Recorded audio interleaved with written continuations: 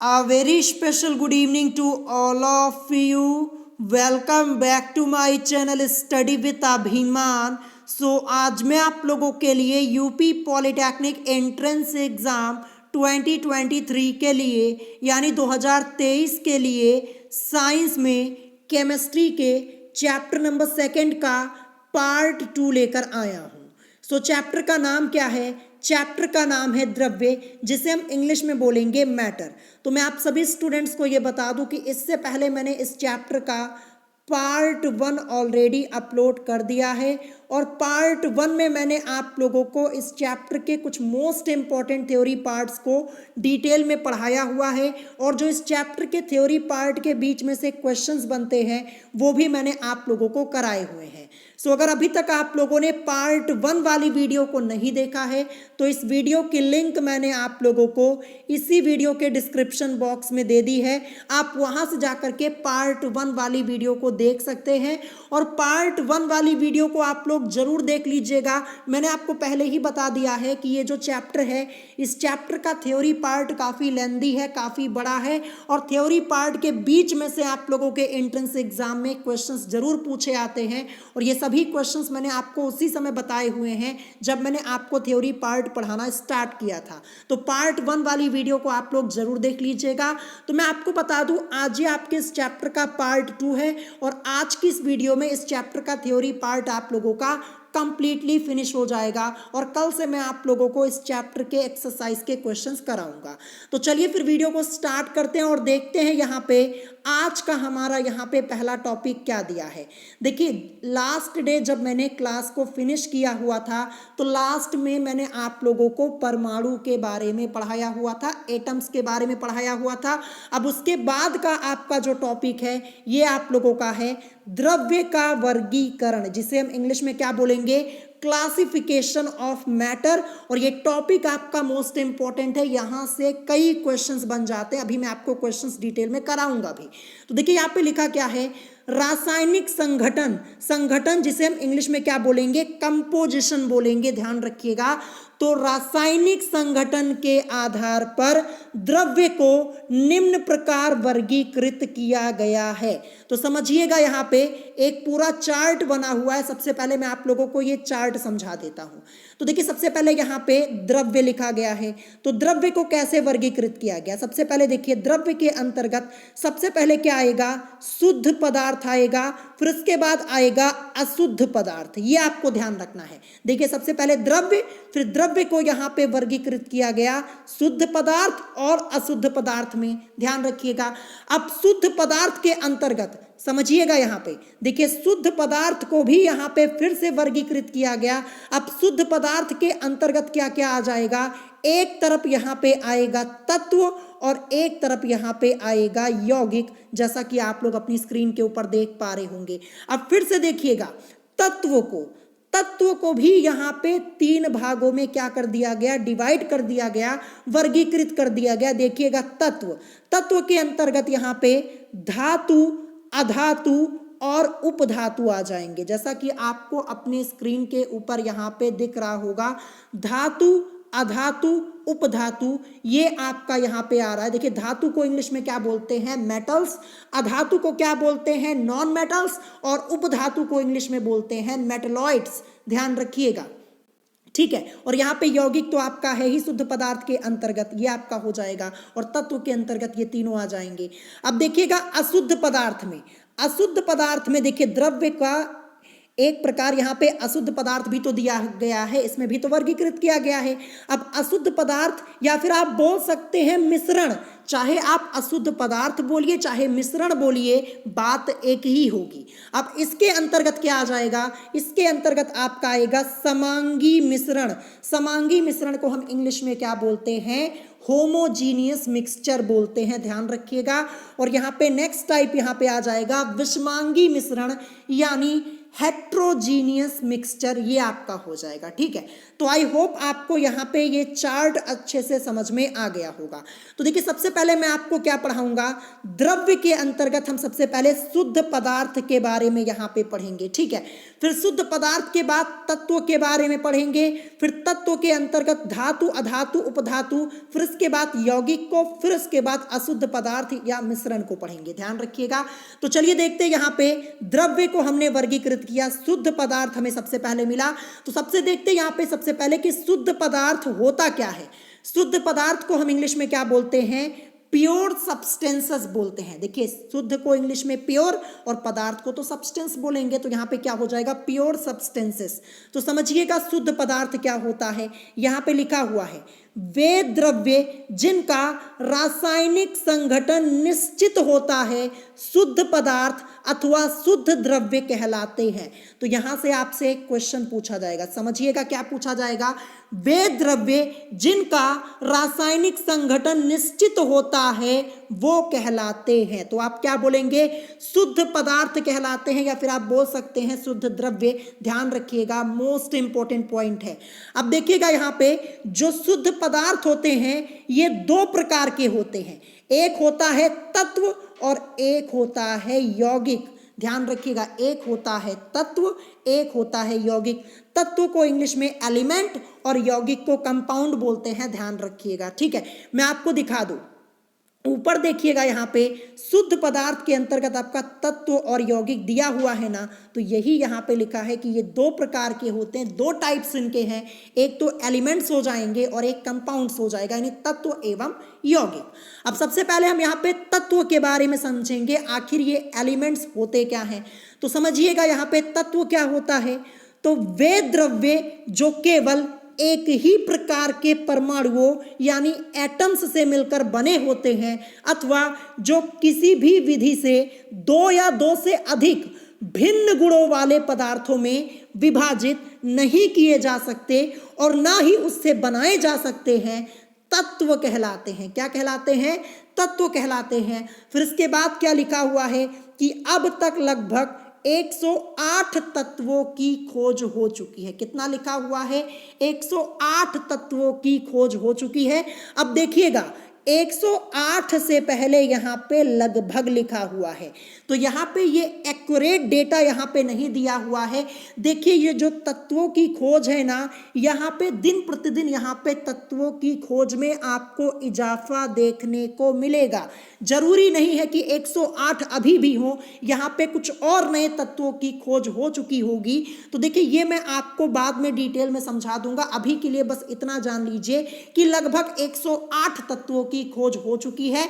और देखिए इस डेटा में आपको चेंज भी देखने को मिल सकता है, क्योंकि यहाँ पे जो तत्व होते हैं इनकी खोज लगातार होती रहती है, नए तत्व मिलते रहते हैं, इसीलिए यहाँ पे लगभग लिखा हुआ है। ध्यान रखिएगा। ठीक है, अब उदाहरण के तौर पे हम समझेंगे लोहा।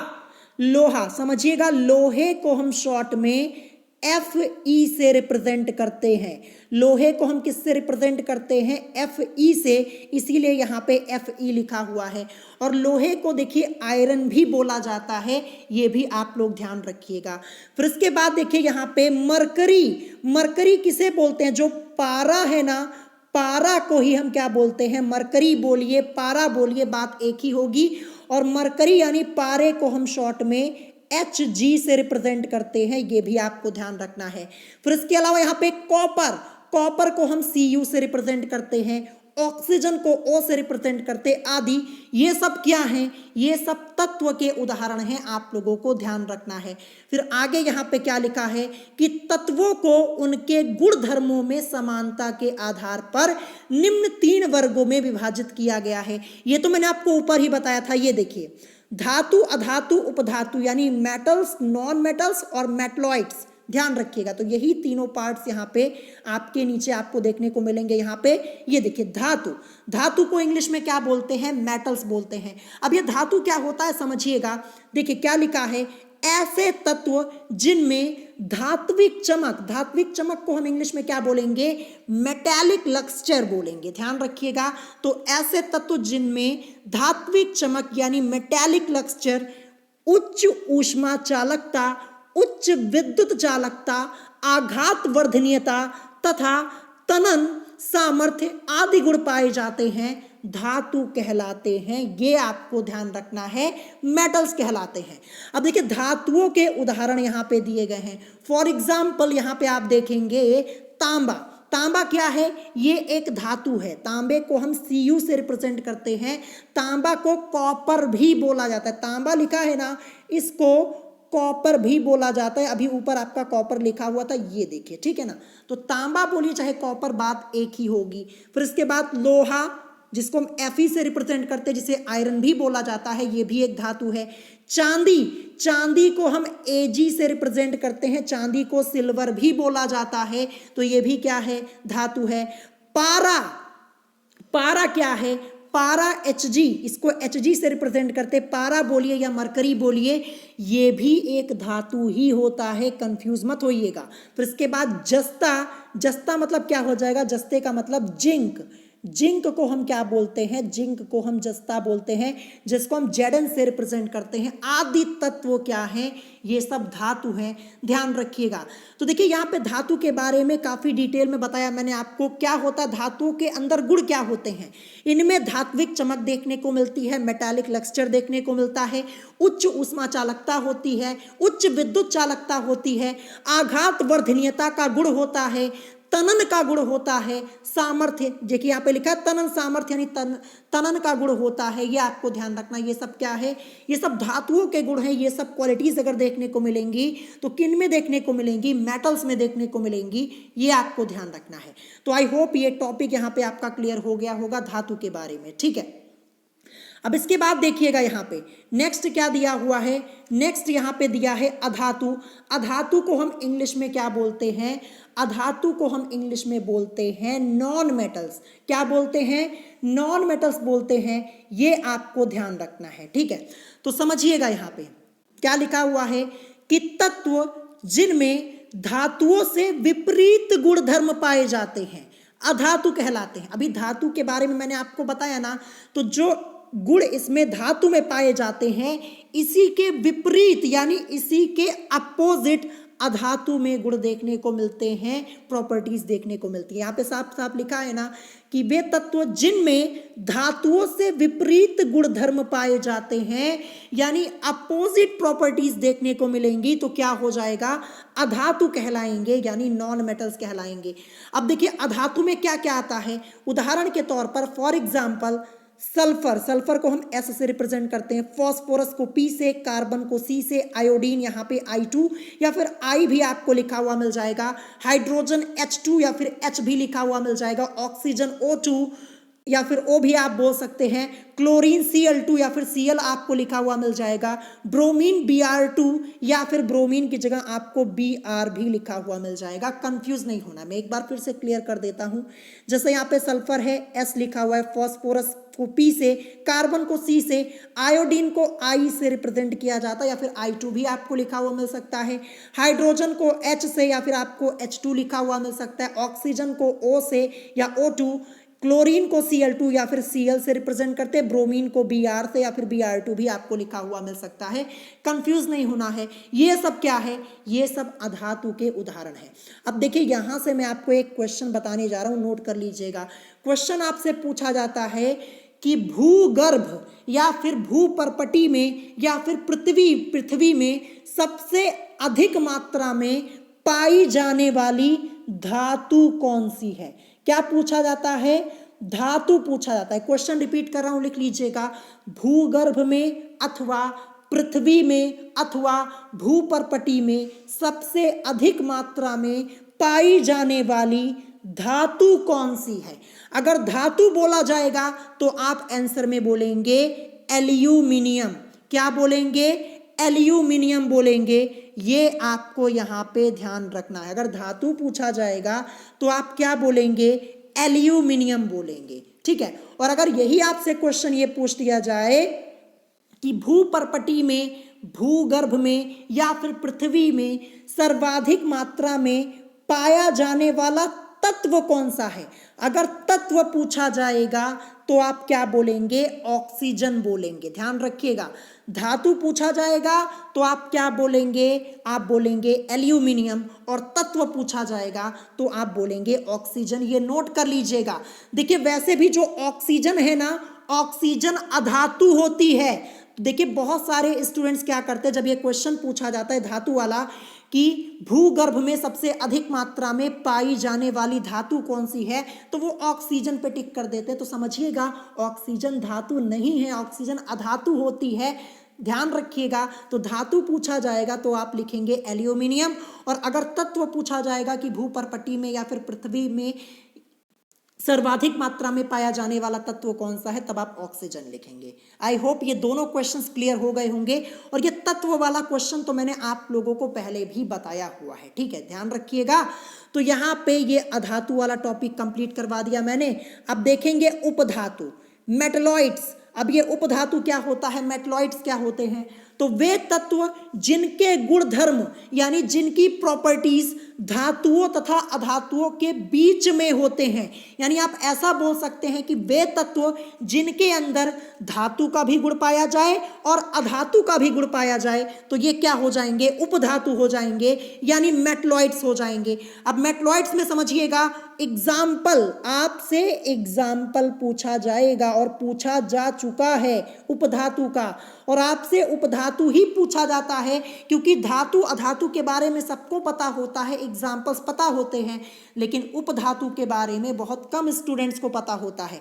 तो उपधातु के एग्जाम्पल्स यहाँ पे क्या लिखे हैं? जर्मेनियम, जिसको हम Ge से रिप्रेजेंट करते हैं, आर्सेनिक As से रिप्रेजेंट करते हैं, एंटीमनी को Sb से रिप्रेजेंट करते हैं, आदि ये सब उपधातुएं हैं, ध्यान रखिएगा। देखिए जब मैं आप लोगों के लिए इंपॉर्टेंट क्वेश्चन आंसर की सीरीज स्टार्ट करूंगा केमिस्ट्री की, तो वहां पे ये उपधातु से रिलेटेड एक एक क्वेश्चन करवा दूंगा, ठीक है। अभी के लिए आप यहाँ पे उदाहरण तैयार कर लीजिएगा और डेफिनेशन भी पता होनी चाहिए कि वे तत्व जिनके गुणधर्म धातुओं तथा अधातुओं के बीच होते हैं, अर्थात कहने का मतलब ये है कि वे तत्व जिनमें धातु तथा अधातु दोनों के गुण पाए जाते हैं, वे होते हैं उपधातु यानी metalloids. For example germanium, arsenic, antimony, ये सब क्या हैं? उपधातुएं हैं, मेटलॉइड्स हैं, नोट कर लीजिएगा।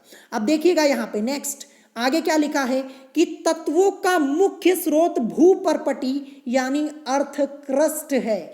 भूपर्पटी में सर्वाधिक पाए जाने वाला तत्व, देखिए अभी ऊपर ही मैंने आपको बताया कि भूपर्पटी में या फिर आप बोल सकते हैं पृथ्वी पर सर्वाधिक मात्रा में पाया जाने वाला तत्व क्या है?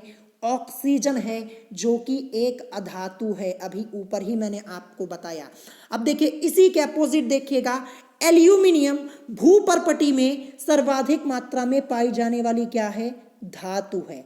अगर आपसे पूछा जाए कि भूपर्पटी में सर्वाधिक मात्रा में पाई जाने वाली धातु कौन सी है, आप बोलेंगे एल्यूमिनियम। और अगर आपसे पूछा जाए कि भूपर्पटी में सर्वाधिक मात्रा में पाया जाने वाला तत्व क्या है, आप बोलेंगे ऑक्सीजन। ये दोनों ही क्वेश्चंस आप लोगों के एंट्रेंस एग्जाम में 2 से 3 बार पूछे जा चुके हैं, नोट कर लीजिएगा। और कल जब मैं एक्सरसाइज के क्वेश्चंस कराऊंगा तो वहां भी ये क्वेश्चंस मैं आपको कराऊंगा।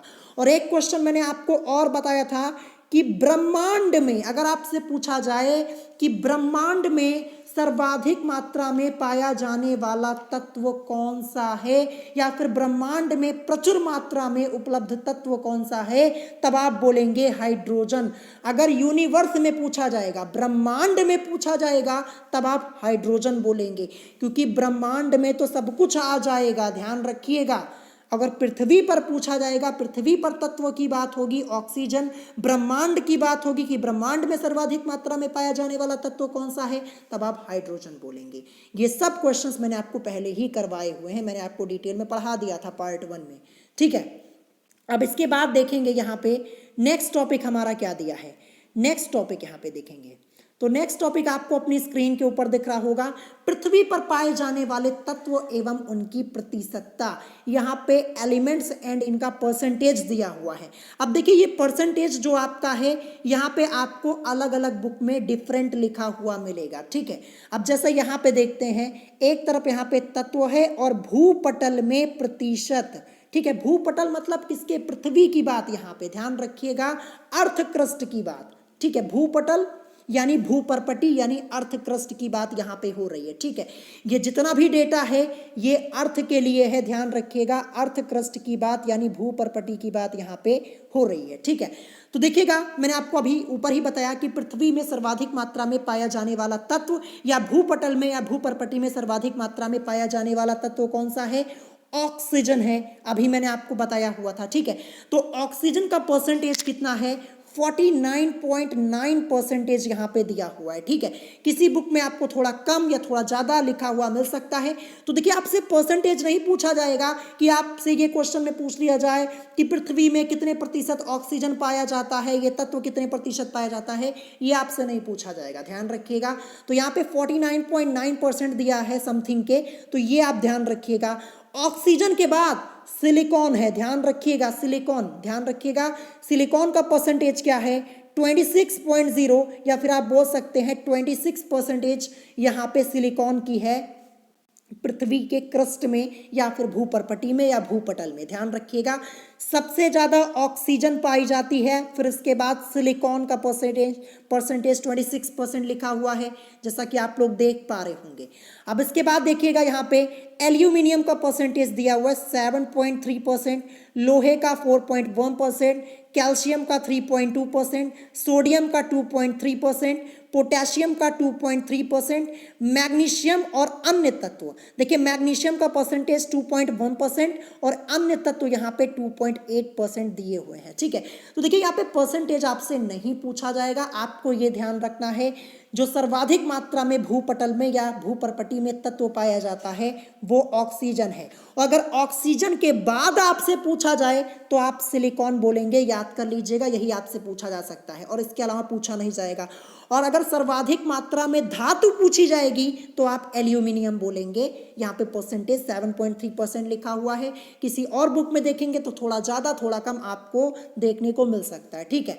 तो परसेंटेज आपसे नहीं पूछा जाएगा, बस आपको क्रम याद रखना है कि कौन सा तत्व कितना ज़्यादा पाया जाता है। जैसे ऑक्सीजन सबसे ज़्यादा तत्व में पाया जाता है यहाँ पे भूपटल में, भूपरपटी में, फिर ऑक्सीजन के बाद सिलिकॉन है।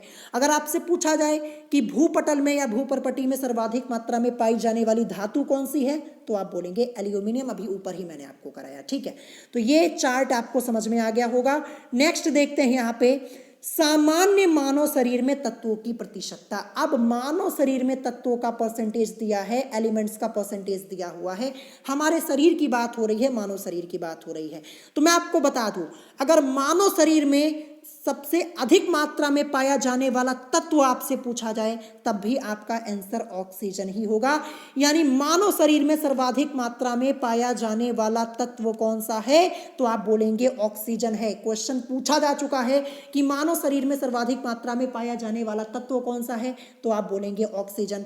परसेंटेज कितना है, 65% यहाँ पे लिखा हुआ है। देखिए, अदर बुक में चेक करेंगे तो कुछ और लिखा हुआ मिलेगा, कहीं और चेक करेंगे तो कुछ और लिखा हुआ मिलेगा। तो देखिए, इस बुक में जो अरिहंत की आप लोगों की बुक है, जो इसमें दिया गया है वो 65% दिया गया और एग्जाम में भी आपसे यही पूछा जाएगा, अगर पूछा भी जाएगा। परसेंटेज आपसे नहीं पूछा जाएगा, केवल ये पूछा जाएगा कि मानव शरीर में सर्वाधिक मात्रा में पाया जाने वाला तत्व कौन सा है तो आप बोलेंगे ऑक्सीजन है। ध्यान रखिएगा, ये आपको ध्यान रखना है। फिर इसके बाद देखिए, ऑक्सीजन के बाद कार्बन का परसेंटेज यहाँ पे 18% दिया हुआ है, हाइड्रोजन 10% है, नाइट्रोजन 3%, कैल्शियम 2%, फास्फोरस 1% है यहाँ पे। फिर इसके बाद potassium 0.35%, sulphur 0.25%, sodium 0.15%, chlorine 0.15%, magnesium 0.05%, लोहा यानी आयरन 0.004%, बहुत ही कम। फिर अन्य तत्व यहाँ पे जो प्रेजेंट होते हैं 0.046%, ये यहाँ पे लिखा हुआ है, ठीक है। तो केवल यहाँ से एक ही क्वेश्चन पूछा जाएगा कि मानव शरीर में सर्वाधिक मात्रा में पाया जाने वाला तत्व कौन सा है तो आप बोलेंगे ऑक्सीजन है। बस ये इतना याद कर लीजिएगा। और अगर सबसे कम में देखिएगा तो देखिए, यहाँ पे लोहा आपको दिख रहा होगा 0.004% और अन्य तत्व 0.046%, ये दिया हुआ है। तो ये आपको ध्यान रखना है। ये चार्ट आप लोगों ने देख लिया, आपको समझ में आ गया होगा। अब नेक्स्ट देखते हैं यहाँ पे टॉपिक क्या दिया है। अब देखिए, आगे हमारा क्या दिया हुआ था, जो अभी मैंने आपको द्रव्य का वर्गीकरण पढ़ाया हुआ था, चार्ट में आगे आपका यौगिक दिया हुआ था, कंपाउंड्स। मैं आपको दिखा देता हूं, यहां पे मैं आपको सामने लेकर आता हूं, देखिएगा। हमने पढ़ा तत्व, धातु, अधातु, उपधातु पढ़ लिया, अब यौगिक यही तो बचा। अब कंपाउंड्स के बारे में देखेंगे, यौगिक के बारे में अब हम यहाँ पे पढ़ेंगे। तो चलिए समझते हैं यहाँ पे यौगिक यानी कंपाउंड्स ये क्या होते हैं। तो वे पदार्थ जो दो या दो से अधिक तत्वों के निश्चित अनुपात में, ध्यान रखिएगा जो अनुपात होगा वो निश्चित होगा, अनिश्चित नहीं, निश्चित, ध्यान रखिएगा। तो वे पदार्थ जो दो या दो से अधिक तत्वों के निश्चित अनुपात में रासायनिक संयोग से बनते हैं यौगिक कहलाते हैं, यानी कंपाउंड्स कहलाते हैं। तो ये डेफिनेशन आपको लर्न होनी चाहिए, आपसे क्वेश्चन पूछा जा सकता है कि वे पदार्थ जो दो या दो से अधिक तत्वों के निश्चित अनुपात में रासायनिक संयोग से बनते हैं वे पदार्थ कहलाते हैं। तो आप क्या बोलेंगे, यौगिक यानी कंपाउंड्स कहलाते हैं। उदाहरण के तौर पे फॉर एग्जाम्पल आप समझेंगे जल यानी H2O। देखिए जल को समझिएगा, जल का फॉर्मूला क्या होता है, जल बोलिए पानी बोलिए बात एक ही होगी, फॉर्मूला इसका क्या होता है, H2O होता है। तो समझिएगा जल में क्या है, जल में दो तत्व आपको देखने को मिलेंगे, एक तो H से मतलब क्या हो जाएगा हाइड्रोजन, और दूसरा जो है यहाँ पे ऑक्सीजन, O से मतलब क्या होगा, ऑक्सीजन होगा। तो जल यानी H2O दो तत्वों हाइड्रोजन H तथा ऑक्सीजन O से मिलकर बना हुआ है, ये आपको ध्यान रखना है। तो यही यहाँ पे देखिएगा, समझिएगा। फिर इसके बाद फॉर एग्जाम्पल आपको यहाँ पे नमक दिया हुआ है, नमक बोलिए या साधारण नमक बोलिए, जिसका फॉर्मूला क्या होता है, NaCl होता है। तो मैं आपको बता दूं पार्ट 1 में मैंने आप लोगों से एक क्वेश्चन पूछा हुआ था कि नमक का रासायनिक सूत्र क्या होता है, जिसका आंसर एक भी स्टूडेंट ने नहीं किया था। अगर क्वेश्चन का आंसर नहीं करेंगे तो इसमें आपका ही नुकसान होगा। मैंने आपसे एक क्वेश्चन पूछा था कि नमक का सूत्र क्या होता है, किसी ने भी नहीं बताया था। तो इसी से पता चलता है कि आप लोग थ्योरी पार्ट को अच्छे से नहीं पढ़ते हैं। अगर नहीं पढ़ेंगे तो आपका नुकसान होगा, जब पेपर देने जाएंगे तो क्वेश्चन जब आएगा तब आपको समझ में आएगा, तब आप वहां पे सोचेंगे कि काश हमने पढ़ लिया होता। तो जो क्वेश्चन मैं आपसे पूछा करूं उसका आंसर तो बताया कीजिए। देखिए इसी से पता चल जाता है कि आपने पढ़ा नहीं थ्योरी पार्ट, और अगर नहीं पढ़ेंगे तो इसमें आपको ही प्रॉब्लम होगी। जो क्वेश्चन मैं आपसे पूछता हूं उसका आंसर आपको जरूर करना है। तो देखिए नमक का फॉर्मूला क्या होता है, NaCl, या फिर आप बोल सकते हैं साधारण नमक, इसका फॉर्मूला NaCl होता है। अगर रासायनिक नाम पूछा जाए तो सोडियम क्लोराइड होता है, ये आपको यहाँ पे ध्यान रखना है। अब देखेंगे यहाँ पे नमक में दो तत्व आपको देखने को मिलेंगे, एक तो Na है, Na का मतलब क्या होता है, सोडियम, और यहाँ पे Cl का मतलब क्या हो जाएगा, क्लोरीन हो जाएगा। तो समझिएगा नमक यानी NaCl, दो तत्व सोडियम यानी Na, सोडियम को Na से रिप्रेजेंट करते हैं, तथा क्लोरीन को Cl से रिप्रेजेंट करते हैं। तो ये जो नमक है ये दो तत्वों सोडियम और क्लोरीन से मिलकर बना है। यौगिक के गुणधर्म उनके अवयवों यानी यहाँ पे कॉन्स्टिट्यूएंट्स, ध्यान रखिएगा, के गुणधर्मों से भिन्न होते हैं, यानी यौगिकों के जो गुणधर्म होते हैं, यौगिकों की जो प्रॉपर्टीज होती हैं उनके अवयवों के गुणधर्मों से भिन्न होते हैं, ये आपको ध्यान रखना है। इंपॉर्टेंट लाइन लिखी है कि यौगिकों के गुणधर्म उनके अवयवों के गुणधर्मों से भिन्न होते हैं, अलग होते हैं, ये आपको ध्यान रखना है, ठीक है। अब देखेंगे आगे क्या लिखा है कि वायु से क्रिया के आधार पर यौगिक निम्न प्रकार के हो सकते हैं। सबसे पहला क्या लिखा है, उत्फुल्ल पदार्थ, जिसे हम इंग्लिश में क्या बोलेंगे, एफ्लोरोसेंट सब्सटेंस। क्या बोलेंगे, एफ्लोरोसेंट सब्सटेंस, उत्फुल्ल पदार्थ। इस टॉपिक से रिलेटेड आपके एंट्रेंस एग्जाम में 2 से 3 क्वेश्चंस पूछे जा चुके हैं, कई बार पूछे गए हैं। तो उत्फुल्ल पदार्थ यानी एफ्लोरोसेंट सब्सटेंस होता क्या है, समझिएगा, वे क्रिस्टलीय यौगिक जो वायु में रखने पर अपना कुछ अथवा संपूर्ण क्रिस्टलीय जल वायु को दे देते हैं, उत्फुल्ल पदार्थ यानी एफ्लोरोसेंट सब्सटेंस कहलाते हैं। देखिए यहाँ पे डेफिनेशन आपको पता होनी चाहिए, और डेफिनेशन से ज़्यादा आपको ध्यान देना है एग्जाम्पल पर, क्योंकि आपसे एग्जाम्पल ही पूछा जाता है, उदाहरण पूछा जाता है। उदाहरण के तौर पर यहाँ पे सबसे पहले फेरस सल्फेट लिखा है जिसका फॉर्मूला क्या होता है FeSO4.7H2O, जिसको हम हरा कसीस के नाम से जानते हैं। तो देखिए आपसे क्वेश्चन कैसे पूछा जाएगा, देखिए आपको दे दिया जाएगा क्वेश्चन कि निम्नलिखित में से उत्फुल्ल पदार्थ है और 4 ऑप्शन दे दिए जाएंगे जिसमें आपको फेरस सल्फेट या फिर इसका फॉर्मूला लिखा हुआ मिलेगा। मैक्सिमम टाइम आपको फॉर्मूला ही लिखा हुआ मिलता है। अगर ये नाम लिख के दे देगा तो क्वेश्चन तो आपके लिए इजी हो जाएगा। क्वेश्चन को थोड़ा कठिन करने के लिए फॉर्मूला लिखा जाता है ऑप्शन में, तो ध्यान रखिएगा। तो ये जो फेरस सल्फेट है फॉर्मूला FeSO4.7H2O होता है, जिसको हम हरा कसीस के नाम से जानते हैं। इसके बाद फिटकरी, जिसको हम पोटाश एलम के नाम से जानते हैं, फॉर्मूला होता है K2SO4.Al2SO4 का होल थ्राइस .24H2O। देखिए Al2SO4 जो यहाँ पे नीचे 3 लिखा हुआ है, इसको हम थ्राइस पढ़ते हैं, ध्यान रखिएगा। तो K2SO4.Al2SO4 का होल थ्राइस .24H2O, ये जो फिटकरी है ये भी उत्फुल्ल पदार्थ का उदाहरण है, एग्जाम्पल है। और इसके अलावा धावन सोडा, जिसे आप धोने का सोडा भी बोलते हैं, फॉर्मूला Na2CO3.10H2O, ये भी क्या है, उत्फुल्ल पदार्थ है, नोट कर लीजिएगा, ठीक है। एग्जाम्पल्स आपके कंफर्म होने चाहिए। उत्फुल्ल पदार्थ के कितने एग्जाम्पल मैंने आपको बताए, फेरस सल्फेट बताया, फिटकरी बताया, धावन सोडा बताया, ये सब नोट कर लीजिएगा। और खासकर आपको फॉर्मूला याद होना चाहिए। ये सब फॉर्मूले देख रहे हैं ना, इसके ऊपर मैं अलग से वीडियो बनाऊंगा, सभी फॉर्मूले मैं आपको डिटेल में अलग से बताऊंगा, ठीक है। लेकिन अभी के लिए आप यहाँ पे इन एग्जाम्पल्स को याद कर लीजिएगा विथ फॉर्मूला। अगर फॉर्मूला नहीं याद करेंगे, केवल नाम याद करेंगे, तब भी आपका कोई फायदा नहीं होने वाला, क्योंकि जब क्वेश्चन पूछा जाएगा तो ऑप्शन में आपको फॉर्मूला लिखा हुआ मिलेगा। तो एग्जाम्पल याद कर लेना है। नेक्स्ट देखेंगे आर्द्रताग्राही पदार्थ, हाइग्रोस्कोपिक सब्सटेंस बोलते हैं इंग्लिश में। अब ये आर्द्रताग्राही पदार्थ क्या होता है समझिएगा। वे यौगिक जो नम वायु में रखने पर वायु से नमी ग्रहण करके हाइड्रेट या हाइड्रोक्साइड बनाते हैं, परंतु संतृप्त विलयन नहीं बनाते। अब ये संतृप्त विलयन क्या होता है समझिएगा। वह विलयन जिसमें यौगिक की और अधिक मात्रा नहीं घोली जा सकती, ये आपको ध्यान रखना। यहाँ पे कहने का मतलब क्या हो जाएगा, वह विलयन जिसमें यौगिक की और अधिक मात्रा नहीं घोली जा सकती, तो आप इसे क्या बोल सकते हैं, आप इसे यहाँ पे बोल सकते हैं आर्द्रताग्राही पदार्थ, ध्यान रखिएगा।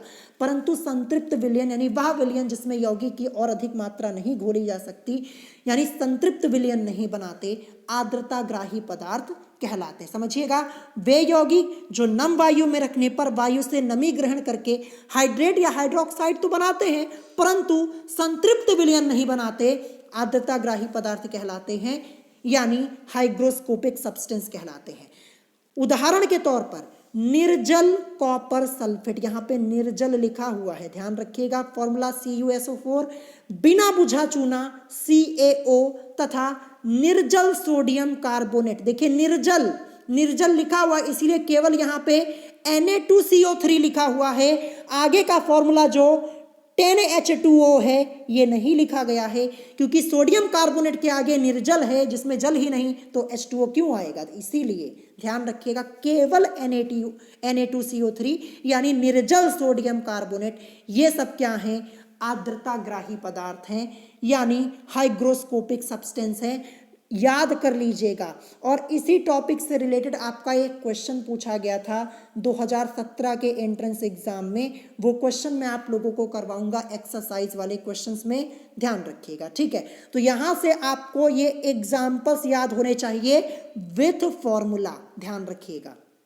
नेक्स्ट यहाँ पे देखेंगे प्रस्वेद्य पदार्थ, जिसे हम इंग्लिश में क्या बोलते हैं, डेलिक्वेसेंट सब्सटेंस बोलते हैं। क्या बोलते हैं, डेलिक्वेसेंट सब्सटेंस बोलते हैं, ध्यान रखिएगा।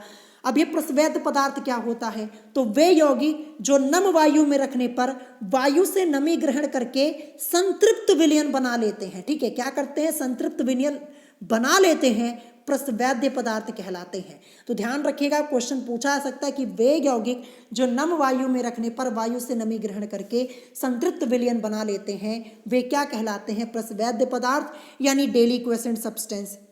और यौगिकों का यह गुण क्या कहलाएगा? प्रस्वेदन कहलाएगा, यानी यौगिकों का यह गुण प्रस्वेदन कहलाता है।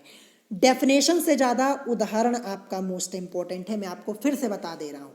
उदाहरण के तौर पर sodium hydroxide NaOH, potassium hydroxide KOH। देखिए पोटेशियम को K से रिप्रेजेंट करते हैं, हाइड्रोक्साइड को OH तो लिखते ही हैं। निर्जल कैल्शियम क्लोराइड CaCl2, निर्जल फेरिक क्लोराइड FeCl3 आदि, ये सब क्या हैं? प्रस्वेद्य पदार्थ हैं। ये आपको ध्यान रखना है, ठीक है, इंपॉर्टेंट है। एग्जाम्पल्स आपके प्रिपेयर होने चाहिए। कैसे क्वेश्चन पूछा जाएगा? देखिए आप लोगों से पूछ लिया जाएगा कि निम्नलिखित में से प्रस्वेद्य पदार्थ का उदाहरण है। 4 ऑप्शन दे दिए जाएंगे, उन चारों ऑप्शन में ये जितने एग्जाम्पल्स है इसमें से कोई एक आपका दे दिया जाएगा और 3 अलग दे दिए जाएंगे, तो आपको पहचानना होगा। तो एग्जाम्पल विद फॉर्मूला आपको लर्न होना कंपलसरी है।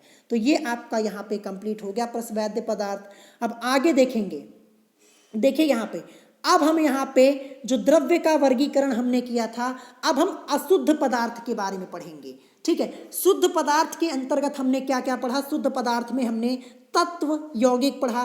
तत्वों में धातु, अधातु, उपधातु, ये तो पढ़ा ही पढ़ा, यौगिक तो अभी जस्ट पढ़ा। अब क्या है? अशुद्ध पदार्थ अथवा मिश्रण के बारे में पढ़ेंगे। मैं आपको दिखा देता हूँ, देखिए मैं आपको फर्स्ट स्लाइड पे लेकर चलता हूँ वापस। ये देखिए यहाँ पे अशुद्ध पदार्थ अथवा मिश्रण। अब इसके अंतर्गत हम यहाँ पे समांगी मिश्रण, विषमांगी मिश्रण के बारे में पढ़ेंगे। तो चलिए अब मैं आपको यहाँ पे अशुद्ध पदार्थ के बारे में पढ़ाता हूँ। तो देखिएगा यहाँ पे अशुद्ध पदार्थ अथवा मिश्रण, जिसे हम इंग्लिश में क्या बोलेंगे? इम्प्योर सब्सटेंसेस और मिक्सचर्स। तो देखिए अशुद्ध पदार्थ अथवा मिश्रण ये होता क्या है? तो यहाँ पे लिखा है वे द्रव्य जो 2 या 2 से अधिक द्रव्यों को किसी भी अनुपात में, अब देखिए यहाँ पे किसी भी लिखा हुआ है, निश्चित नहीं लिखा है।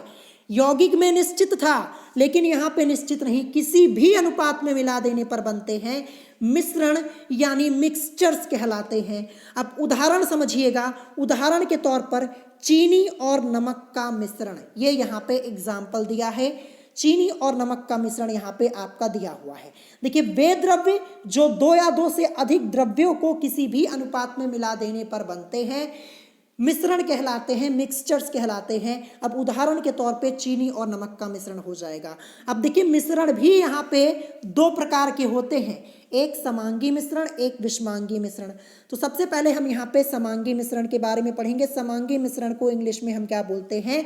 होमोजीनियस मिक्सचर बोलते हैं। अब ये समांगी मिश्रण क्या होता है समझिएगा, जिस द्रव्य के प्रत्येक भाग का संघटन यानी कंपोजिशन एक जैसा होता है, यानी एक जैसा देखने को मिलता है, उसे समांगी मिश्रण कहते हैं।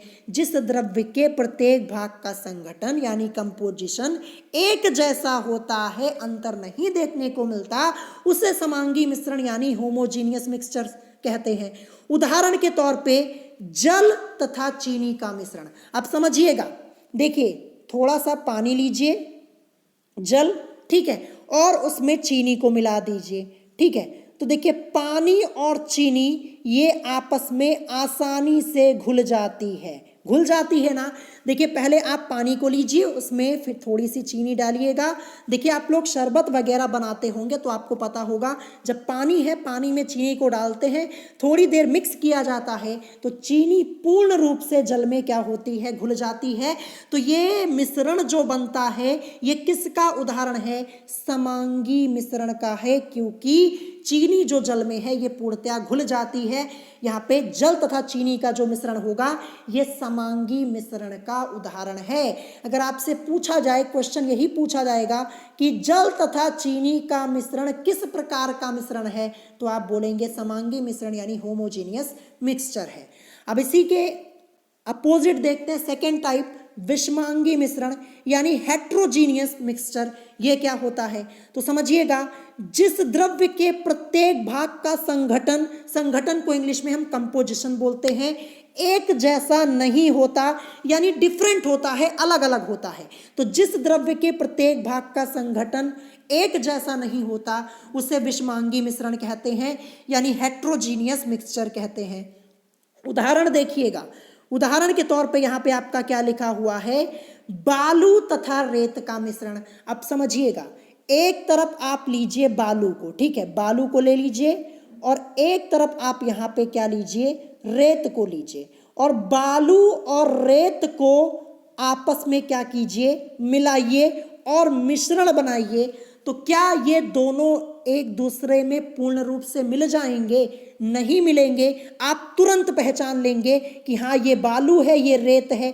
और अभी जो हमने जल और चीनी का मिश्रण पढ़ा था, तो जल और चीनी परस्पर आपस में मिल जाते हैं, पूर्णतः मिल जाते हैं, लेकिन बालू और रेत को मिलाएंगे तो क्या ये दोनों आपस में मिल जाएंगे? देखिए, बालू लीजिए और रेत लीजिए, ठीक है, मिक्स कर दीजिए, तुरंत आप पहचान लेंगे कि हाँ ये बालू है, ये रेत है, यानी ये आपस में मिलते नहीं हैं, ठीक है, संगठन एक जैसा नहीं होता है।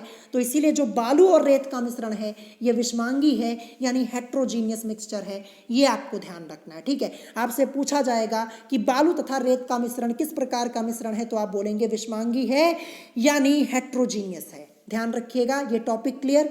अब नेक्स्ट यहाँ पे देखेंगे, अब आगे का टॉपिक जो हमारा नेक्स्ट है, देखिए जो द्रव्य का वर्गीकरण था ये आपका कंप्लीट हो जाता है, पूरा हो गया। अब हम अगला टॉपिक है द्रव्यों या फिर बोल सकते हैं पदार्थों में होने वाले परिवर्तन।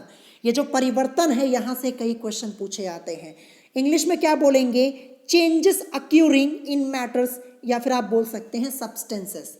तो देखते हैं यहाँ पे क्या लिखा है। यहाँ पे लिखा हुआ है कि द्रव्यों में सामान्यतया निम्नलिखित दो प्रकार के परिवर्तन देखे जाते हैं। पहला परिवर्तन होता है भौतिक परिवर्तन, जिसे हम फिजिकल चेंजेस बोलते हैं, और सेकंड जो होता है वो रासायनिक परिवर्तन होता है, जिसे हम केमिकल चेंजेस बोलते हैं। अभी आगे पढ़ाऊंगा, अभी तो भौतिक परिवर्तन है, आगे अभी मैं आपको रासायनिक परिवर्तन के बारे में भी पढ़ाऊंगा। तो देखिए पहला टाइप हमारा क्या दिया है, भौतिक परिवर्तन, जिसे हम इंग्लिश में क्या बोलते हैं, फिजिकल चेंजेस बोलते हैं। तो ये भौतिक परिवर्तन क्या होता है, समझिएगा, वे परिवर्तन जिनमें पदार्थों के भौतिक गुण, ठीक है, ध्यान रखिएगा, जो फिजिकल क्वालिटीज होती हैं, भौतिक गुण होते हैं। अब भौतिक गुण में क्या आता है, जैसे रंग, अवस्था आदि कुछ समय के लिए परिवर्तित हो जाते हैं। ये परमानेंट नहीं होता, लेकिन कुछ समय के लिए परिवर्तित होता है। यही तो लिखा हुआ है कि वे परिवर्तन जिनमें पदार्थों के भौतिक गुण जैसे रंग, अवस्था आदि कुछ समय के लिए परिवर्तित हो जाते हैं, परंतु उनके भार में कोई अंतर नहीं आता और ना ही कोई नया पदार्थ बनता है। ऐसे परिवर्तन भौतिक परिवर्तन कहलाते हैं, यानी फिजिकल चेंजेस कहलाते हैं। ये आपको ध्यान रखना है। भौतिक परिवर्तन पहचानने का सबसे आसान तरीका क्या है कि जो भौतिक परिवर्तन होता है इसमें कोई नया पदार्थ नहीं बनता है। ध्यान रखिएगा, कोई भी नया पदार्थ नहीं बनता। अब देखिए यहाँ पे आगे लिखा भी हुआ है, ये परिवर्तन यानी जो भौतिक परिवर्तन है ये अस्थायी अर्थात उत्क्रमणीय, जिसे हम इंग्लिश में बोलेंगे रिवर्सिबल होते हैं। अर्थात परिवर्तन के कारण को हटा देने पर पदार्थ पुनः अपनी पूर्व अवस्था में आ जाता है, पहले वाली अवस्था में वापस आ जाता है।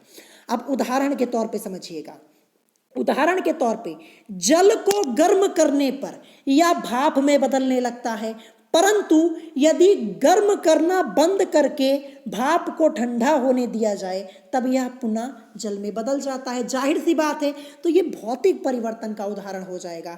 अब अन्य प्रमुख उदाहरण हम यहाँ पे समझते हैं, और जो उदाहरण है, एग्जाम्पल है, यही आपके एग्जाम में पूछा जाता है। देखिएगा यहाँ पे अवस्था परिवर्तन जैसे गलन, वाष्पन, ऊर्ध्वपातन, हिमन, द्रवण आदि, ये सब किसके उदाहरण हैं? ये सब भौतिक परिवर्तन के हैं, ध्यान रखिएगा। लोहे का चुंबक बनना, ये किसका उदाहरण है? ये है भौतिक परिवर्तन का, ठीक है। क्योंकि देखिए लोहे से, समझिएगा, लोहा है, आपने लोहे से क्या किया, चुंबक को बना लिया, ठीक है, लोहे से चुंबक को बना लिया, तो देखिए चुंबक से हम लोहे को फिर वापस ला सकते हैं, ये मूल अवस्था में वापस आ जाएगा और फिर से लोहा बन जाएगा। तो क्या हो जाएगा, ये भौतिक परिवर्तन है, समझिएगा। अब यहाँ पे देखेंगे विद्युत बल्ब का जलना, जैसे आपके घर में एक एलईडी बल्ब लगा हुआ है, ठीक है, आप इसे मान लीजिए जो एलईडी बल्ब है वो क्या है, वो आपका विद्युत बल्ब है, ठीक है। देखिए जब बल्ब है बल्ब को आप जला देते हैं, ठीक है, तो क्या होता है, वो चमकने लगता है। रहता तो वो बल्ब ही है ना, उसमें कोई नया पदार्थ तो बन नहीं रहा है। देखिए जैसे बल्ब बुता हुआ था, ठीक है, बल्ब यहाँ पे आपने जलाया नहीं था, बल्ब आपका बंद था, ठीक है, तब भी वो बल्ब ही था, और जब आपने जला दिया तब भी तो वो बल्ब ही रहेगा। बस यहाँ पे क्या हुआ, थोड़ी देर के लिए उसकी अवस्था में परिवर्तन हुआ, बल्ब यहाँ पे जलने लगा और रोशनी फैल गई चारों तरफ, तो बल्ब तो तब भी बल्ब ही रहेगा ना, कोई नया पदार्थ तो बना नहीं। तो जो विद्युत बल्ब का जलना होता है वो क्या होता है, भौतिक परिवर्तन होता है, ठीक है, ध्यान रखिएगा। यहाँ पे शरबत बनाना, पदार्थों का पिघलना और बादलों का बनना, ये सब भौतिक परिवर्तन के उदाहरण हैं। याद कर लीजिएगा, ये जो उदाहरण मैंने आपको बताया है ना, इसको नोट कर लीजिएगा, ठीक है, आप इन सभी एग्जाम्पल्स को नोट कर लीजिएगा, इंपॉर्टेंट है, ठीक है, इंपॉर्टेंट है। आपके एग्जाम में उदाहरण ही पूछा जाता है। कैसे पूछा जाता है मैं आपको बता दूं, आपसे पूछ लिया जाएगा कि बादलों का बनना यह एक कैसा परिवर्तन है, 4 ऑप्शन दे दिए जाएंगे, भौतिक परिवर्तन, रासायनिक परिवर्तन है, या भौतिक या रासायनिक परिवर्तन दोनों है, या फिर उपरोक्त में से कोई नहीं, तो आप बोलेंगे कि ये भौतिक परिवर्तन है। पदार्थों का पिघलना भी भौतिक परिवर्तन है, शरबत बनाना ये भी आपका है, या फिर आप ये भी बोल सकते हैं कि जो नमक या चीनी का पानी में घुलना होता है ये भी क्या होता है, भौतिक परिवर्तन होता है। ध्यान रखिएगा, जल का आसवन भी भौतिक परिवर्तन होता है। ये सब आपको अच्छे से समझ लेना है, ठीक है। तो ये यहाँ पे भौतिक परिवर्तन हो गया। देखिए भौतिक परिवर्तन का जो की पॉइंट है वो समझिएगा कि भौतिक परिवर्तन जो होता है वो अस्थायी होता है, उत्क्रमणीय होता है। अगर परिवर्तन के कारण को हटा दिया जाए तो जो पदार्थ होता है पुनः पूर्व अवस्था में आ जाता है, ये आपको ध्यान रखना है। और भौतिक परिवर्तन में कोई भी नया पदार्थ नहीं बनता है, ठीक है, बस इतना ध्यान रखिएगा, कभी कंफ्यूज नहीं होंगे। अब नेक्स्ट यहाँ पे देखेंगे सेकेंड टाइप जो आपका है रासायनिक परिवर्तन, जिसे हम इंग्लिश में बोलते हैं केमिकल चेंजेस। समझिएगा रासायनिक परिवर्तन क्या होता है, तो वे परिवर्तन जिनमें पदार्थ स्थायी रूप से, ध्यान रखिएगा, स्थायी रूप से नए पदार्थ में बदल जाता है तथा इन नए पदार्थों के गुण, रचना, भार आदि मूल पदार्थों से सर्वथा मतलब क्या होता है, हमेशा भिन्न होते हैं, रासायनिक परिवर्तन कहलाते हैं। देखिए रासायनिक परिवर्तन का की पॉइंट क्या है समझिएगा, जो रासायनिक परिवर्तन है ये स्थायी रूप से होता है। ध्यान रखिएगा, यहाँ पे क्या होता है, रासायनिक परिवर्तन में नया पदार्थ बनता है, ठीक है, और अगर परिवर्तन के कारण को हटा भी लिया जाए तब भी हमें जो मूल पदार्थ है वो वापस नहीं मिलने वाला, क्योंकि ये स्थायी परिवर्तन होता है। ये यहाँ पे स्थायी परिवर्तन होता है, इसमें नया पदार्थ बनता है। देखिए यहाँ पे लिखा भी है कि ये परिवर्तन स्थायी अर्थात अनुत्क्रमणीय यानी इरिवर्सिबल होते हैं, अर्थात परिवर्तन के कारण को हटाने पर भी मूल पदार्थ को पुनः प्राप्त नहीं किया जा सकता, ये आपको ध्यान रखना है। अब यहाँ पे उदाहरण मैं आपको समझा देता हूँ। दूध से दही का बनना यह एक कैसा परिवर्तन है, तो आप बोलेंगे रासायनिक परिवर्तन है। क्यों रासायनिक परिवर्तन है समझिएगा, जैसे दूध है, ठीक है, दूध से दही बन गई, ठीक है, दूध से दही बन गई, तो देखिए दूध से नया पदार्थ आपका दही बन गया, ये तो रासायनिक परिवर्तन हो गया। अब मैं आपसे कहूं कि क्या आप दही से दूध बना सकते हैं, नहीं बनेगा, क्योंकि रासायनिक परिवर्तन है। एक बार दूध से दही बन गई तो दही से दूध आप नहीं बना पाएंगे। क्या बना पाएंगे, नहीं बना पाएंगे, क्योंकि रासायनिक परिवर्तन है। और रासायनिक परिवर्तन में क्या होता है, अगर परिवर्तन के कारण को हटा भी लिया जाए तब भी मूल पदार्थ हमें प्राप्त नहीं होता, ये परमानेंट होता है, नया पदार्थ बन जाता है। दूध से दही बन गई तो दही से दूध तो आपका नहीं बनने वाला, ये आप सब लोग जानते हैं। नेक्स्ट यहाँ पे है कि गन्ने की शर्करा से सिरके का बनना। जो गन्ने की शर्करा होती है, एक बार अगर आप सिरका बना लेंगे उससे, तो क्या सिरके से आप यहाँ पे गन्ने की शर्करा को वापस ला पाएंगे, नहीं ला पाएंगे, रासायनिक परिवर्तन। भोजन का पाचन, समझिएगा, एक बार आपने खाना खा लिया और खाना आपके पेट में पच गया तो क्या आप उस खाने को वापस ला पाएंगे? क्या भोजन का पाचन हो गया तो क्या फिर से आप वापस ला पाएंगे? नहीं ला पाएंगे। पदार्थों का सड़ना, अगर कोई पदार्थ एक बार सड़ गया तो क्या वो फिर से सही हो पाएगा? नहीं। खमीर उठना, ये भी पॉसिबल नहीं, रासायनिक परिवर्तन। लोहे में जंग लगना, एक बार लोहे में जंग लग गई तो क्या दोबारा आप लोहे को सही कर पाएंगे? नहीं। मूल अवस्था में ला पाएंगे? नहीं, निशान तो रह ही जाएगा। तो लोहे में जंग लगना ये भी क्या है? रासायनिक परिवर्तन है, समझिएगा। फिर यहाँ पे पदार्थों का जलना, यहाँ पे जलना लिखा हुआ है, पिघलना नहीं लिखा है, पदार्थों का जलना है। जैसे मान लीजिए मैं आपको समझा दूं, जैसे कागज है, कागज आपने लिया और क्या किया, कागज को आपने जला दिया, ठीक है, कागज को जला दिया, कागज जलने के बाद क्या हो जाएगा? पूरा राख हो जाएगा। तो क्या राख होने के बाद आप कागज को दोबारा बना पाएंगे? नहीं बना पाएंगे ना। तो पदार्थों का जलना भी क्या होता है? ये आपका रासायनिक परिवर्तन। बीज का उगना और फलों का पकना भी क्या होता है? ये आपका रासायनिक परिवर्तन। जैसे फलों का पकना है, एक बार जो फल पक गया, जैसे आम है, आम एक बार पक गया तो क्या आप उसे कच्चा आम बना सकते हैं? नहीं बना पाएंगे ना। तो क्या होगा? रासायनिक परिवर्तन ना।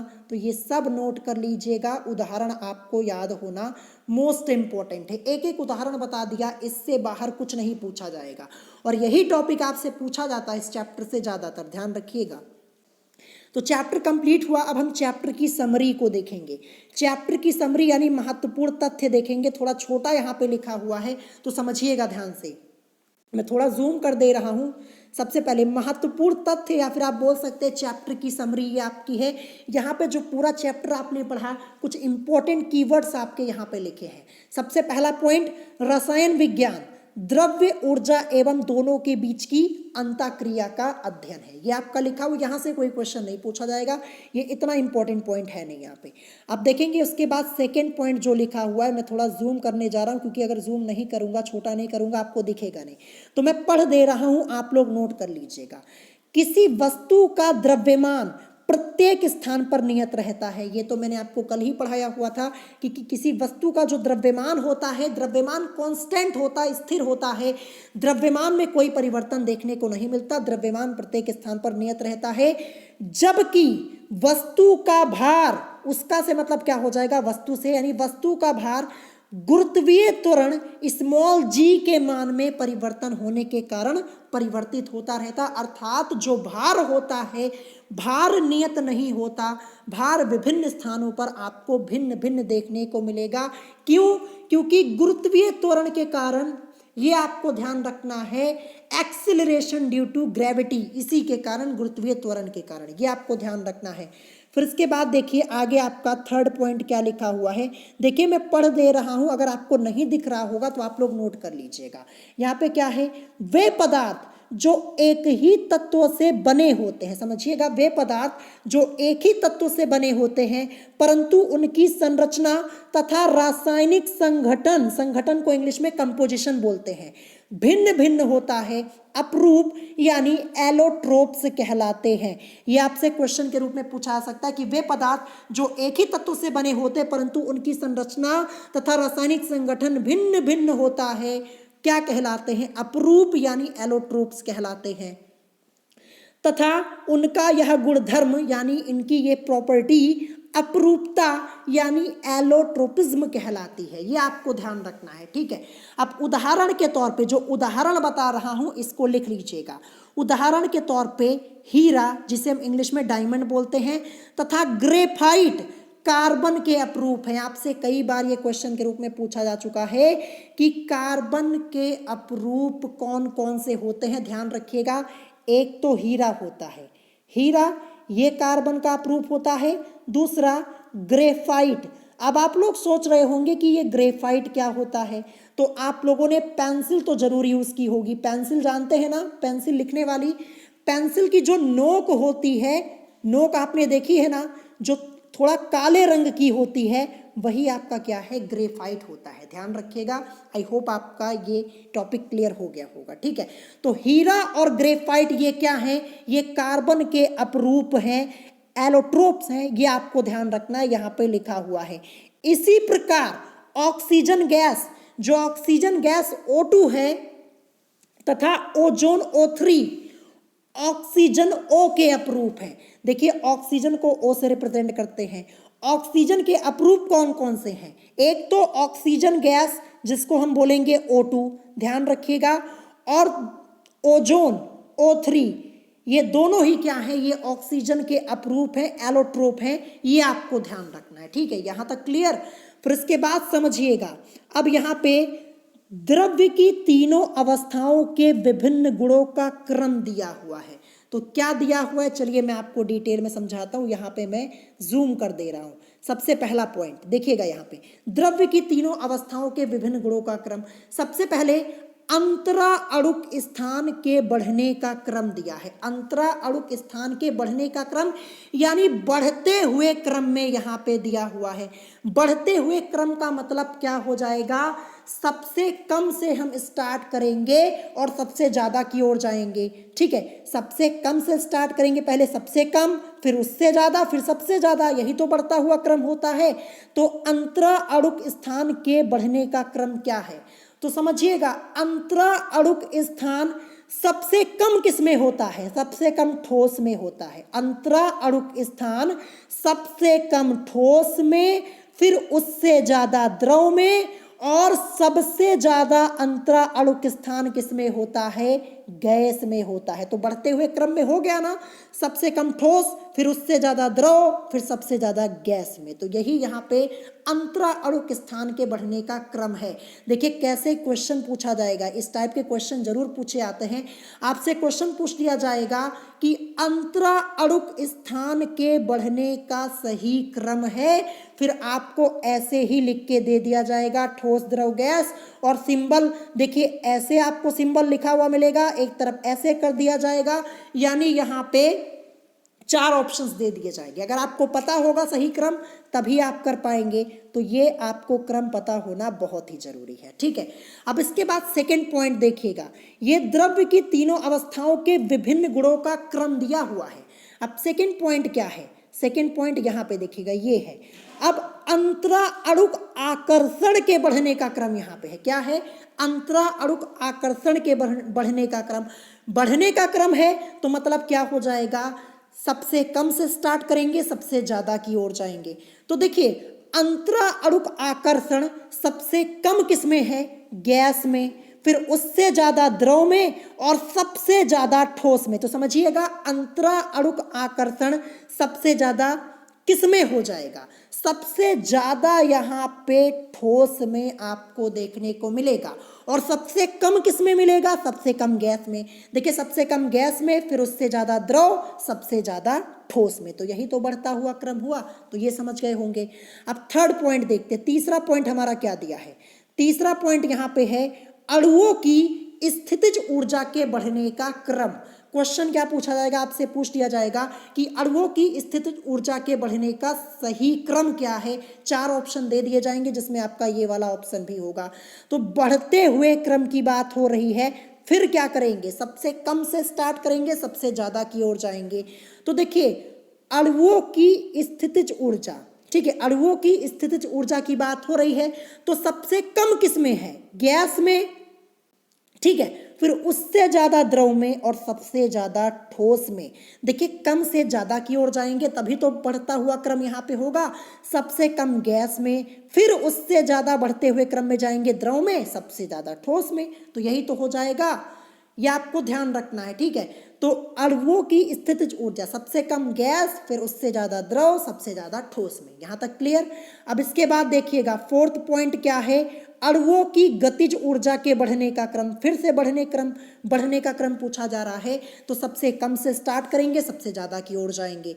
तो देखिएगा अणुओं की गतिज ऊर्जा के बढ़ने का क्रम क्या हो जाएगा? तो देखिए अणुओं की गतिज ऊर्जा सबसे कम किस में? सबसे कम ठोस में, फिर उससे ज्यादा द्रव में, और सबसे ज्यादा किसमें? गैस में। यानी अगर बात की जाए तो अणुओं की गतिज ऊर्जा सबसे कम किसमें देखने को मिलेगी? ठोस में, और सबसे ज्यादा गैस में। ध्यान रखिएगा, ये आपका हो जाएगा। अब इसके बाद देखेंगे आगे क्या लिखा हुआ है। अब यहाँ पे मैं थोड़ा जूम करने जा रहा हूँ, नहीं तो फिर आपको दिखेगा नहीं। ठीक है, ये देखिए अब आगे का पॉइंट नेक्स्ट। सामान्यतया ठोसों का घनत्व द्रव की अपेक्षा अधिक होता है। जर्नली बात की जाए, सामान्यतः बात की जाए, जो ठोसों का घनत्व होता है द्रव की अपेक्षा अधिक होता है, ये बिल्कुल सही है। परंतु ध्यान रखिएगा, यहाँ पे एक अपवाद, एक्सेप्शन आया, परंतु जो जल का घनत्व है हाइड्रोजन बंधता के कारण बर्फ के घनत्व की अपेक्षा अधिक होता है। ये ऐसा क्यों होता है? जो जल का घनत्व है, ध्यान रखिएगा, परंतु जल का घनत्व हाइड्रोजन बंधता के कारण, हाइड्रोजन बंधता के कारण, देखिए जो हाइड्रोजन बंधता है ये आप लोगों ने क्लास 11th या 12th में जरूर पढ़ा होगा, 10th में भी पढ़ाया जाता है। तो यही रीजन है जिसके कारण बर्फ के घनत्व की अपेक्षा ये अधिक होता है। किसका घनत्व? जल का घनत्व। ध्यान रखिएगा, आपसे क्वेश्चन भी पूछा जा सकता है। तो जो जल का घनत्व है वो हाइड्रोजन बंधता के कारण बर्फ के घनत्व की अपेक्षा अधिक होता है। यानी जो जल का घनत्व है, जल की डेंसिटी है, वो बर्फ के घनत्व से अधिक होती है। ये आपको ध्यान रखना है, ठीक है। नेक्स्ट यहाँ पे नेक्स्ट पॉइंट आपका क्या दिया है? नेक्स्ट यहाँ पे है कि घनत्व आयतन के व्युत्क्रमानुपाती होता है। जो घनत्व होता है वो आयतन के व्युत्क्रमानुपाती होता है। घनत्व को डेंसिटी बोलते हैं, आयतन को वॉल्यूम बोलते हैं। ये आपको ध्यान रखना है, ठीक है। इनवर्सली प्रोपोर्शनल होता है, व्युत्क्रमानुपाती होता है। कहने का मतलब ये होगा कि अगर घनत्व बढ़ेगा तो आयतन कम हो जाएगा, क्योंकि व्युत्क्रमानुपाती उल्टा है। देखिए, अगर घनत्व बढ़ जाएगा तो आयतन ऑटोमेटिकली कम हो जाएगा, क्योंकि घनत्व आयतन के व्युत्क्रमानुपाती होता है। यानी उल्टा होता है, इनवर्सली प्रोपोर्शनल है, तो घनत्व बढ़ने पर आयतन कम हो जाता है। तो समझिएगा, क्वेश्चन पूछा जाएगा आपसे कि घनत्व के बढ़ने पर आयतन पर क्या प्रभाव पड़ता है? तो आयतन कम हो जाता है। अच्छे से नोट कर लीजिएगा। अब लास्ट के 2 पॉइंट मैं आपको समझा देता हूं। देखिए, लिखा है कि तत्वों के भूपटल यानी भूपर्पटी या पृथ्वी में उपस्थिति का क्रम यहाँ पे दिया है। देखिए, सबसे ज्यादा मात्रा में कौन सा तत्व पाया जाता है भूपर्पटी में? ऑक्सीजन। अभी ऊपर ही मैंने आपको एक चार्ट बताया हुआ था। फिर इसके बाद सिलिकॉन है, एल्यूमिनियम, लोहा, कैल्शियम, पोटेशियम अथवा सोडियम, फिर मैग्नीशियम, ठीक है। सबसे ज्यादा ऑक्सीजन, सबसे ज्यादा यहाँ पे ऑक्सीजन है, फिर उससे कम सिलिकॉन, ये दूसरे नंबर पे आएगा, फिर एल्यूमिनियम, लोहा, कैल्शियम, पोटेशियम, सोडियम, मैग्नीशियम, ठीक है। ये आपको ध्यान रखना है। देखिए, अगर आपसे ये पूछा जाए कि भूपटल में, भूपर्पटी में सर्वाधिक मात्रा में पाई जाने वाली धातु कौन सी है, अगर धातु पूछी जाएगी तो आप एल्यूमिनियम लिखेंगे। ध्यान रखिएगा, एल्यूमिनियम धातु है, ऑक्सीजन नहीं लिखेंगे, क्योंकि ऑक्सीजन तो अधातु होती है। ध्यान रखिएगा, धातु पूछा जाएगा तो आप लिखेंगे। ये आपको ध्यान रखना है, ठीक है। इसीलिए यहाँ पे तत्वों लिखा हुआ है, धातु अधातु नहीं, तत्वों लिखा हुआ है, ध्यान रखिएगा। और अगर तत्व पूछा जाएगा भूपटल में, केवल तत्व की बात होगी, तब आप ऑक्सीजन लिखेंगे। ये तो ऊपर ही मैंने आपको बताया। अब तत्वों का मानव शरीर में उपस्थिति का क्रम दिया है, तो मानव शरीर में सबसे ज्यादा ऑक्सीजन पाई जाती है, फिर उसके बाद कार्बन, फिर हाइड्रोजन, नाइट्रोजन। सबसे ज्यादा ऑक्सीजन, फिर उससे कम कार्बन, फिर हाइड्रोजन, फिर नाइट्रोजन। ये चार्ट मैंने आपको ऊपर ही पढ़ाया था। तो इसी के साथ इस चैप्टर का थ्योरी पार्ट यहाँ पे आज की इस वीडियो में कंप्लीटली मैंने आप लोगों को फिनिश करवा दिया, ठीक है। अब कल की वीडियो में मैं आप लोगों को इस चैप्टर के एक्सरसाइज के सभी क्वेश्चंस करवा दूंगा। यानी कल की वीडियो में ये चैप्टर आप लोगों का कंप्लीटली फिनिश हो जाएगा। तो अगर आज की इस वीडियो में आपको कोई बात नहीं समझ में आई हो तो आप मुझसे कमेंट करके पूछ सकते हैं। देखिए, इस चैप्टर का थ्योरी पार्ट बड़ा था, एक भी टॉपिक मैंने छोड़ा नहीं है। अगर आप ये थ्योरी पार्ट को अच्छे से पढ़ लेते हैं तो कल जो मैं एक्सरसाइज के क्वेश्चन कराऊंगा ना, उसका आंसर आप क्वेश्चन देखते ही कर लेंगे, मेरे आंसर बताने से पहले। तो थ्योरी पार्ट को कंप्लीट कर लीजिएगा। 2 पार्ट मैंने कराया, पहले पार्ट में कुछ टॉपिक कंप्लीट करवा दिए और आज के पार्ट में ये टॉपिक यहाँ पे थ्योरी पार्ट आप लोगों का कंप्लीटली फिनिश हो गया है। कल की वीडियो में क्वेश्चंस करवा दूंगा थ्योरी पार्ट। देखिए, जो थ्योरी पार्ट के बीच में से क्वेश्चंस बने वो तो मैंने आपको इसी समय बता दिया, आप लोगों ने नोट भी कर लिया होगा। कल मैं एक्सरसाइज के क्वेश्चंस करा दूंगा, आपका चैप्टर कंप्लीटली फिनिश हो जाएगा कल की वीडियो में। सो आज की वीडियो में इतना ही, मिलेंगे नेक्स्ट वीडियो में। Thanks for watching.